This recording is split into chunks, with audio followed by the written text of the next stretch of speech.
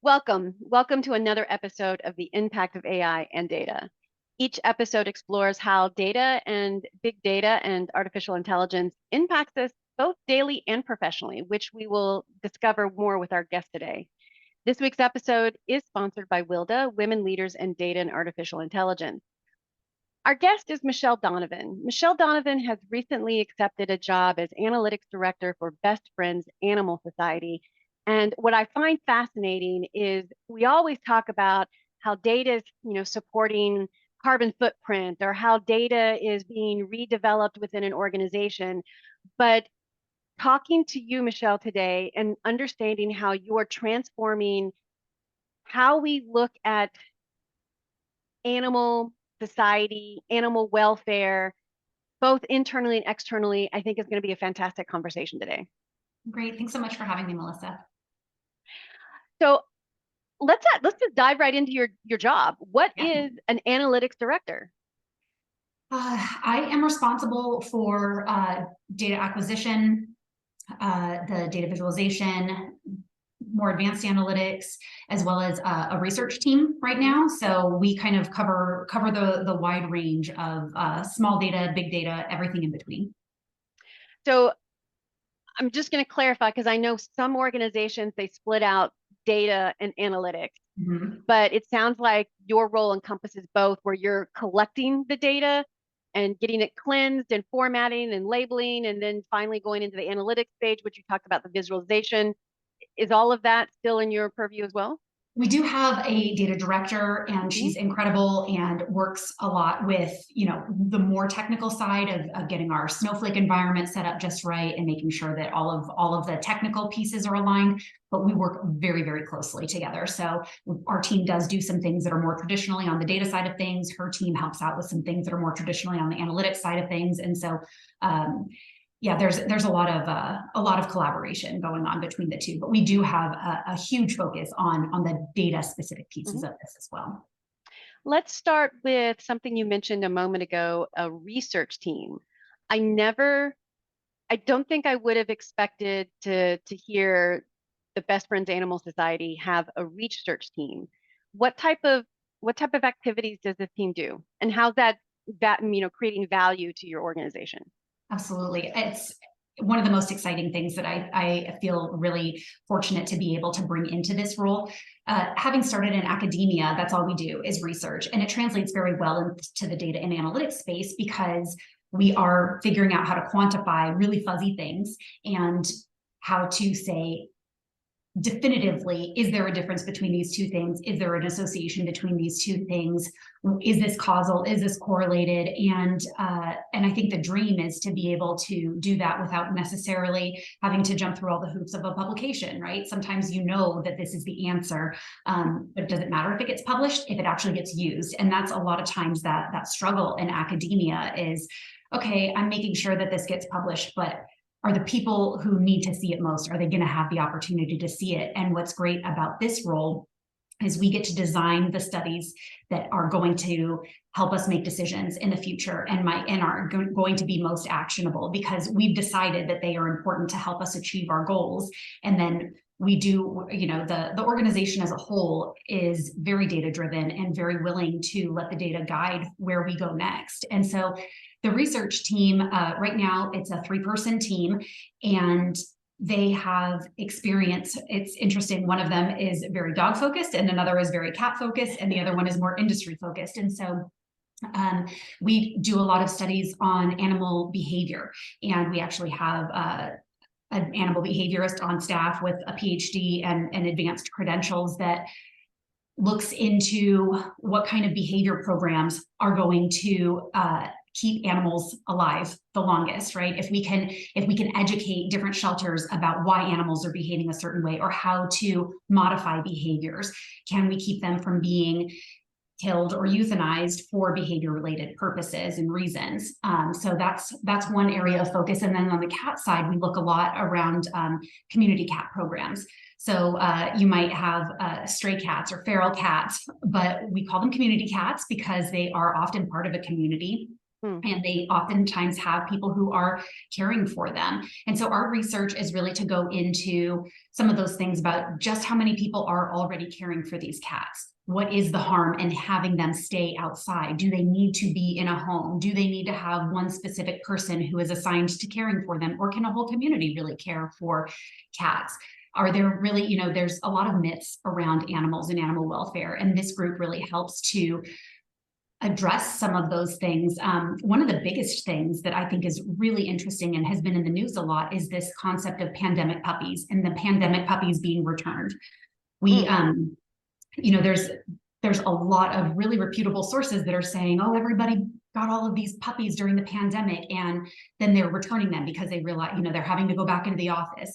And we have all of the data, and we can refute that narrative all together. The question wasn't, you know, what our data shows is that animals were not being adopted at higher rates. The difference was that shelters weren't open to accept as many animals, and so the shelters were closing, or they were being emptied for a brief period of time, but not because everybody was adopting, but because they weren't taking in as many animals. There weren't as many opportunities to take in animals, and we are not seeing evidence that there are more owner surrenders as a result of those adoptions than at any other time that we've been collecting data, which has been really thorough since 2016.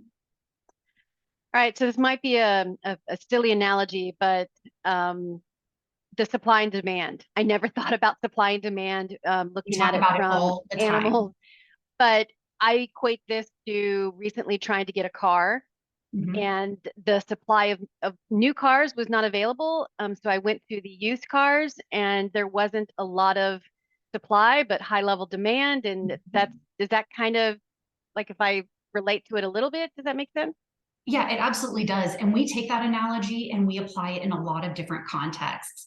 So because we have the most thorough and comprehensive data set for animals in shelters across the US, we can look at regionally which regions have an oversupply of an animal or an undersupply of an animal. And best friends, we can use that data so that we can help facilitate transportation from those overpopulated shelters that are about to maybe euthanize for space and move them into shelters that have capacity. And so that is a huge part of what we do. And that's all data driven.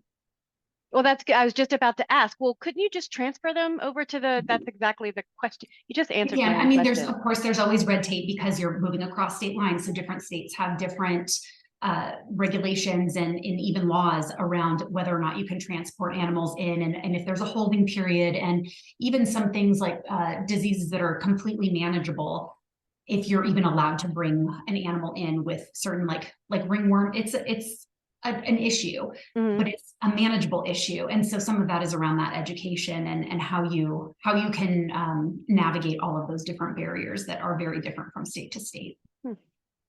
You mentioned earlier that you really are a data-driven organization, but you also mentioned the goals of the Best Friends Animal Society. Do those goals change because you're following the data, or does the goals pretty much stay the same, and the data just, the decisions just kind of wrap around that? That's such a great question, Melissa. We have one overarching goal right now, and that is to get to no more homeless pets and no animals being killed in the US by 2025. So that is our overarching goal. It is ambitious. We are just a few years away, but because we have that very clear goal, and it is data driven, right? We have to collect all of the data from all of the shelters to know whether or not we've gotten to no kill, and we need to identify which shelters are struggling the most. And so in the past, our strategies have been driven by data. So the goal stays the same and has been and will continue to be the same all the way through 2025 and perhaps beyond, because there's always maintenance after you reach it. You know, you have to sustain it. But so strategy started out with like, which are the states that need the most help? And then as we got more and more granular data, which are the shelters that need the most help? And now that we've kind of gone through those iterations, we're adjusting and looking at which are the shelters that are most likely to, you just need that extra push to get from nearly no kill to no kill, and what kind of resources can we provide them, because we were always looking at volume previously, which is important. We want to save as many animals as possible, but at some point you realize there are different barriers in different states and in different shelters, and there's a lot of places that are looking for a little bit of guidance and assistance. And so how do you then, if we're looking to get every single shelter in the US to no kill, Mhm. which ones are now the ones that, even though it might be a smaller volume that we're saving, that we create that sustainability, so that this year, yeah, maybe we only made a difference in 2 or 3% or 4% or 7% of, you know, the animals, but over time that really adds up. And if we can get enough of those shelters, you know, it makes a big difference. You know, initially I was going to ask how you're doing towards that goal, but then I stepped back and realized, you know, as a data, you know, if I put my data hat on, I can't really ask that question without coming back to the assumption of, are you really touching every shelter? Because you use the word shelter, but in my neighborhood, it's called the Animal Rescue Center. So how do you know you're really touching everybody, that you're getting the information from everybody? Yeah, no, that's a great question. And that is something that we work on a lot. So back in 2015, 2016, when we set out this goal, we went through a lot to define what is a shelter. What are we considering a shelter? So it's a brick and mortar building that houses animals in some capacity. There's a little, you know, there's more to it. There's more detail to it. We also look at volume, and we do include rescues if they fit that definition of taking in animals. And you know, they don't have to be a government organization. They can be municipal. They could have a contract with a municipality, or they could just be a private organization. And so we organize all of that. We collect all of that data, and we figure out where that is. And we do have the most comprehensive shelter list in the industry as well. So we know what shelters are out there, but it's constantly changing, especially during the pandemic. Shelters are no different than anything else. We had a lot that shuttered their doors. We had new ones that popped up. We had some that consolidated. So, and government contracts are changing on a regular basis. And so it is an ongoing effort to keep track of what our master shelter list is at any given time. Which now allows me to ask my original question: how are you doing towards that goal, 2025? We're doing really well. You know, there are so many goals within that, like that goal. So one of our goals for the analytics team and the data team is to, how many shelters have we not yet collected data from? How can we get to them? How can we reach them? How can we incentivize them? How can we help them to understand how they can use this data to benefit them individually? So that's one of our goals, and we are doing really, really well towards that. Out of over 4,000 shelters in the US, we have, oh gosh, I wish I could give you an exact number, but it's just a little over 500 that we don't have data for at this point in time. And we collect that data in a lot of ways. So that's one piece of that goal, is having all of the data to be able to make this definitive statement. We've made a ton of progress since 2016. You know, we had almost 2 million animals being killed every year in 2016, and we are down to around 350,000 right now. So we're seeing huge gains, and we've been able to also track best friends engagement with the shelters, and to see what that engagement does compared to not engaging with best friends. And we can see a huge change over time with the shelters. There's a much bigger impact on the life-saving capacity in shelters that do partner with best friends compared to those that don't.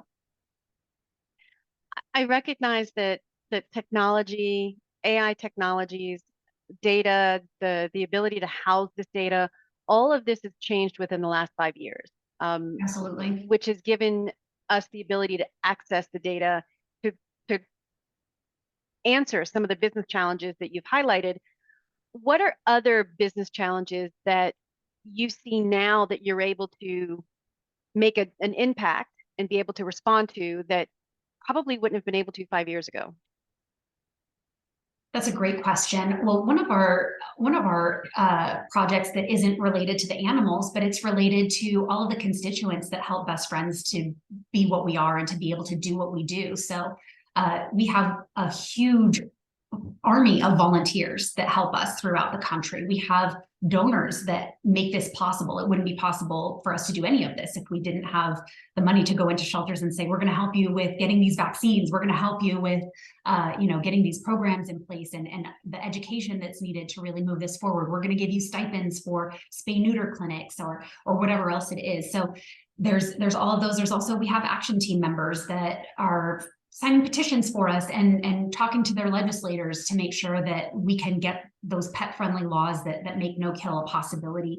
And so being able to take all of that information, so what are the characteristics of all of those constituents and what kind of communication are we having with those constituents so that we can see how do we keep them engaged? I always think that Best Friends really has this subtext of another goal, which is to make sure that everybody who wants to have a part in no more homeless pets and no more killing of cats and dogs across the US, anybody who wants to be part of that can find a way to be a part of that. And so it really helps us to navigate how do we make sure that the people who want to be involved in this goal and in this mission, how do we make sure that they can? What are the best ways for us to communicate with them to make it accessible and easy and open? And data is giving us those insights to make sure that we're not closing the door on anybody who wants to be part of this. So I know the scope of this conversation is about data, but if I think of data as a very tactical component, everything that I hear from you today is not looking at data as a tactical, but really seeing data strategic and more transformative. Would that be a correct assumption? It is, yeah. Best Friends is transforming the animal welfare industry, and data is transforming Best Friends. So it's really, they are very, very interlinked. There's no way to disentangle them. If we looked at, I've been reading and discussing a lot about data monetization lately. And so what is the value of our data? This is an asset for us. And I can't even imagine where we would start because everything at Best Friends is so reliant on the data that we have available to us to make sure that we are not, that even though we are acting with our hearts and our souls, we are also making sure that we are that we also are balancing that with the logical and the rational piece of what is truly happening out there, not just our impressions, not just what the loudest voice in the room has to say, but what are the numbers telling us. Is there any particular project that you've had in the last year that you're particularly fond of and would like to share? Well, we do have a really big project that we are about to launch, and that is going to, well, let me take a step back and just say that we, as a nonprofit, are connected with many, many other nonprofits in the animal welfare space. We love to make sure that they have any resources that they need to help animals, and that we can collaborate when they have something, that we can really use and that we know that our partners and that shelters across the US could benefit from.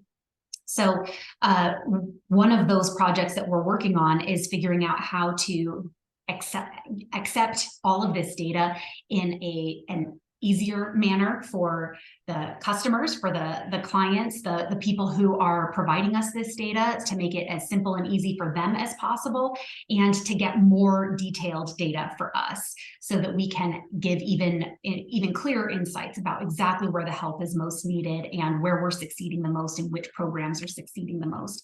And so this is working with industry partners to get some real-time data and to accept it directly from the shelter management softwares into our data set, and to be able to turn that around and help shelters to be transparent with their data, and then help us to help any other adventure that we need in order to make that available. So that's been more of a software development product that we're doing, but it's very, very data. Everything is about the data product piece of it.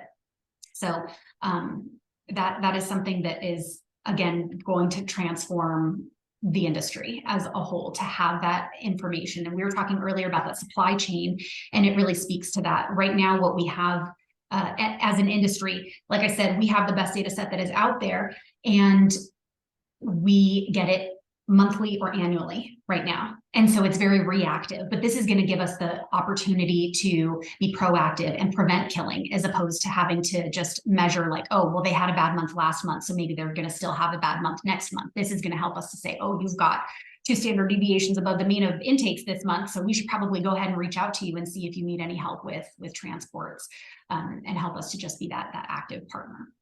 So that's how you're able to shift away from a more tactical, and I like the fact that you use the word reactive, into something about being able to take that data and become more proactive in not only making those decisions, but in order to understand who to help out and reach to proactively, not, oh, by the way, after the fact, you could have done X or we could have helped you do Y. Right. Right. Awesome. If I think about this forward, so forward thinking future, what would you like to know that hopefully in the future your data can help you address?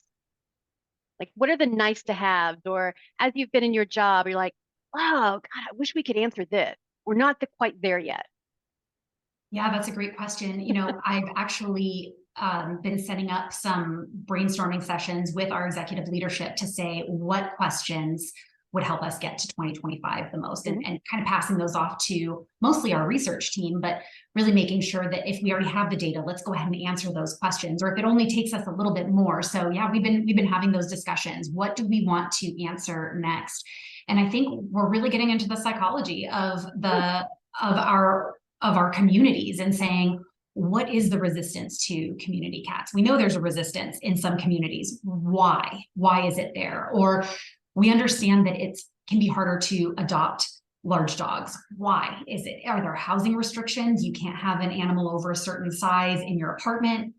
Is it that there are myths about certain breeds' behaviors that that haven't been debunked adequately? Why are these happening? Not are they happening? We already have those answers. We've already done that research, but it's more about the psychology behind it, and what we can do to address some of those deficiencies in our own communication.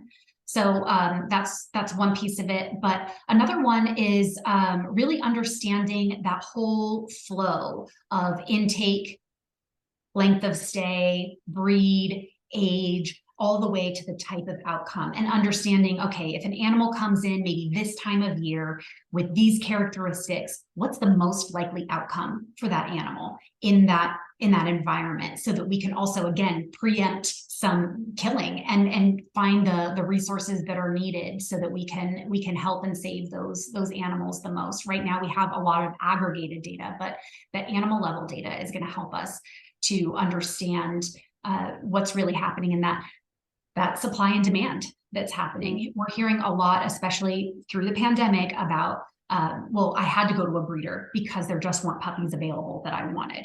And so right now the animal welfare sphere supplies about 35% of the animals that are out there. So it's not like every single animal we're expecting to come from a shelter, but at the same time, there are animals that are dying and we would like them to not die, as opposed to breeding and or getting an animal from a breeder. So how do we make those connections, and how do we find out what that supply and demand is, so that we could maybe on an even more individualized basis understand what's out there, so that we could match to transport opportunities or even individual adopters.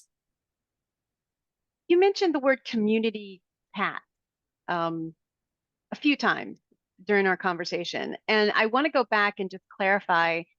I'm going to give you an example. My family and I were driving down the road, and we were coming across a train crossing, and there was a big box, almost like what we thought at first was a homeless shelter, but there was a big sign on it that said, "Don't touch.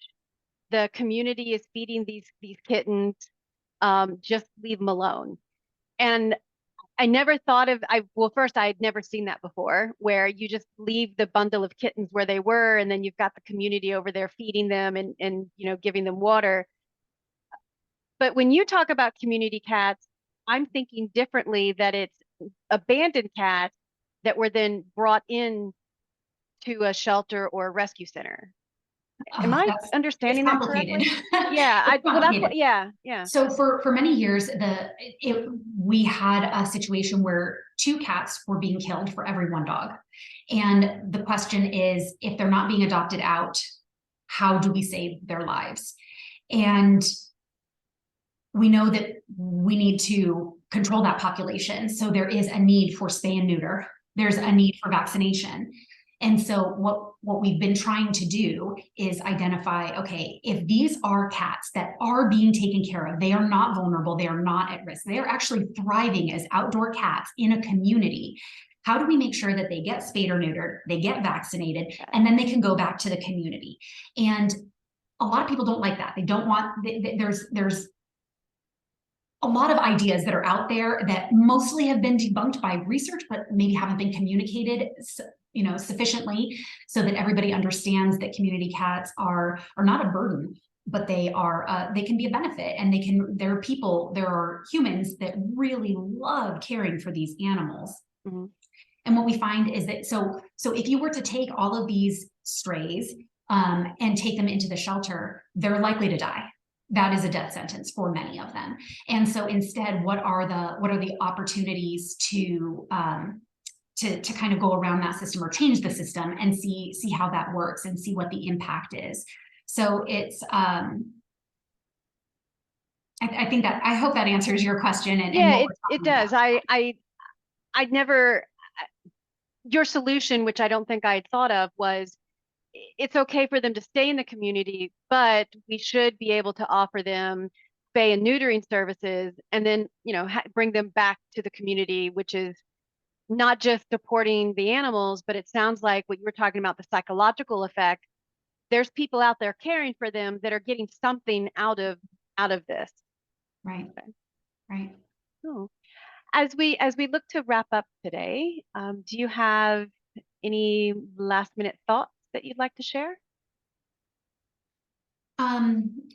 I really appreciate this conversation. I think it's helped me to highlight some of the things that I love most about my job. I really love the research component of it that it isn't typically part of a data and analytics team, but is, I think, really imperative to getting those answers using data in a different fashion. I also just really appreciate the opportunity to communicate about what we're doing and what data and analytics has the capability of transforming an industry and the US really as a whole. I think that it's something that's really exciting. And I think data and analytics professionals aren't always good at communicating our great points. And so I really appreciate you giving us a platform to be able to do that.